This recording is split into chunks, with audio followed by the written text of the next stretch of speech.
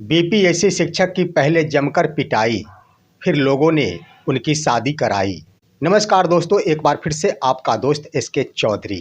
दोस्तों, बिहार के भागलपुर जिले के अंतर्गत कहलगांव थाना क्षेत्र के सिया गांव में बीपीएससी शिक्षक की जमकर पिटाई की गई है और उसके बाद पिटाई करने वालों के द्वारा ही जिस छात्रा के कारण उस शिक्षक की पिटाई की गई, उसी से शादी रचा दी गई है। दोस्तों, आज का यह वीडियो काफ़ी महत्वपूर्ण है और जिस पर आपकी राय की आवश्यकता है, आपके कमेंट की आवश्यकता है। इसलिए हमारी गुजारिश है कि अगर आपने अभी तक हमारे इस चैनल सुसत्य वचन को सब्सक्राइब नहीं किए हैं तो कृपया अभी सब्सक्राइब कर लेंगे। दोस्तों, मामला जुड़ा हुआ है बीते 19 फरवरी 2025 से और दिन बुधवार से, जिस दिन बीपीएससी शिक्षक की पहले जमकर पिटाई की गई और उसके बाद जिस छात्रा के लिए उसकी पिटाई की गई, उसी छात्रा से उस शिक्षक की शादी भी करवा दी गई। दोस्तों, आइए इससे पहले हम जानने की कोशिश करते हैं कि आखिर घटना की शुरुआत कहां से हुई। दोस्तों, बिहार के भागलपुर जिले के अंतर्गत एक कहलगांव थाना क्षेत्र आता है। उसी थाना क्षेत्र के अंतर्गत एक गांव आता है जिसका नाम बिहपुर है। उसी बिहपुर गांव में एक तेज तर्रार छात्र रहा करता था जिसका नाम गोपाल कुमार था। छात्र की इच्छा थी कि कोई प्रतियोगी परीक्षा में सफलता प्राप्त कर सरकारी नौकरी प्राप्त कर ले, लेकिन उस छात्र गोपाल कुमार के द्वारा शिक्षक बनने के लिए तैयारी प्रारंभ की गई। तैयारी उन्होंने जोरों शोर से किया, जिसका परिणाम ये आया कि वो छात्र गोपाल कुमार बीपीएससी टीआरई 2 के अंतर्गत सफलता प्राप्त करते हुए बीपीएससी शिक्षक बन गए। उनकी नियुक्ति भागलपुर जिले के अंतर्गत ही मध्य विद्यालय गम्हरपुर में की गई। दोस्तों, वह गोपाल कुमार मध्य विद्यालय गम्हरपुर में योगदान कर लिया। अब उसके पास समस्या ये उत्पन्न हो गई कि घर से थोड़ा दूर है वो विद्यालय, तो कैसे आन जान किया जाए, अपनी नौकरी का निर्वहन किया जाए।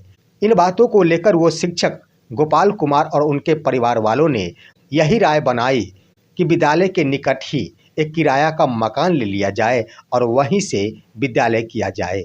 दोस्तों, वही हुआ। गोपाल कुमार अपने परिवार के राय के अनुसार जहां विद्यालय था मध्य विद्यालय गम्हरपुर, उसी गांव के बगल में एक गांव था जिस गांव का नाम था सिया। उस शिक्षक गोपाल कुमार के द्वारा जिस गांव में वो विद्यालय अवस्थित था, उस गांव में किराया का घर नहीं लिया गया। उन्होंने सूझबूझ के साथ बगल वाले गांव में एक किराया का घर ले लिया। वहीं रहकर अब वो मध्य विद्यालय गम्हरपुर आना जाना शुरू कर दिया। इसी बीच उस शिक्षक गोपाल कुमार की मुलाकात सिया गांव के ही एक व्यक्ति से होती है और वो व्यक्ति उसी गांव की एक छात्रा, जिसका काल्पनिक नाम काजल होता है, काजल का चाचा होता है। अपने बारे में परिचय देने के बाद गोपाल कुमार अपने आप के बारे में सब कुछ बताता है, जिसे सुनकर उस छात्रा काजल कुमारी के चाचा को यह विश्वास हो जाता है कि वास्तव में शिक्षक गोपाल कुमार काफ़ी तेज तर्रार टीचर है। अब वह गोपाल कुमार को कह देते हैं कि कृपया आप इतने तेज तर्रार टीचर है, हमारी भतीजी को एक्स्ट्रा टाइम में ट्यूशन पढ़ा दे। दोस्तों, उनकी बातों को वो शिक्षक गोपाल कुमार स्वीकार कर लेता है और वो ट्यूशन भी प्रारंभ कर देता है।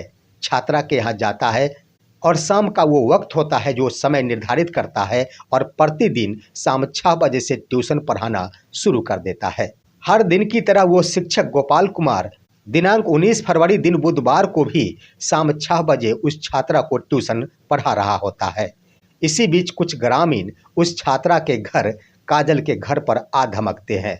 आते आते ही ग्रामीणों के द्वारा उन पर आरोप लगाया जाता है कि उस छात्रा के साथ वो बीपीएससी शिक्षक गोपाल कुमार के द्वारा छेड़खानी की गई है।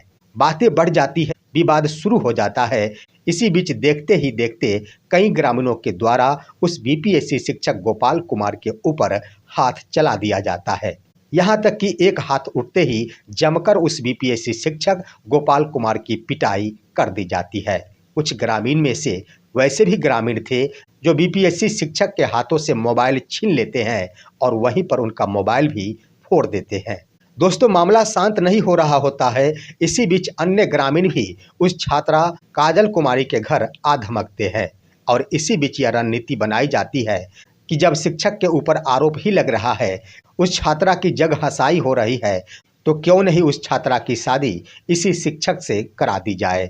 देखते ही देखते विलंब किस बात की, सारे ग्रामीण वहीं पर मौजूद हो रहे होते हैं। कोई विधि विधान या फिर कोई रस्म नहीं निभाया जाता है और घर के अंदर से सिंदूर लाकर उस शिक्षक गोपाल कुमार के हाथों में थमा दिया जाता है और वो शिक्षक उस छात्रा के मांग में सिंदूर भर देता है। दोस्तों, वहीं पर उसकी तस्वीर भी ले ली जाती है और यह कह दिया जाता है कि आज से ये दोनों पति पत्नी के रूप में है, जिसे सामाजिक रूप से समर्थन आज मिल गया। उस दोनों ही दंपत्ति को अब कहीं और नहीं भेजा जाता है, काजल कुमारी के घर ही उस रात दोनों ठहरते हैं।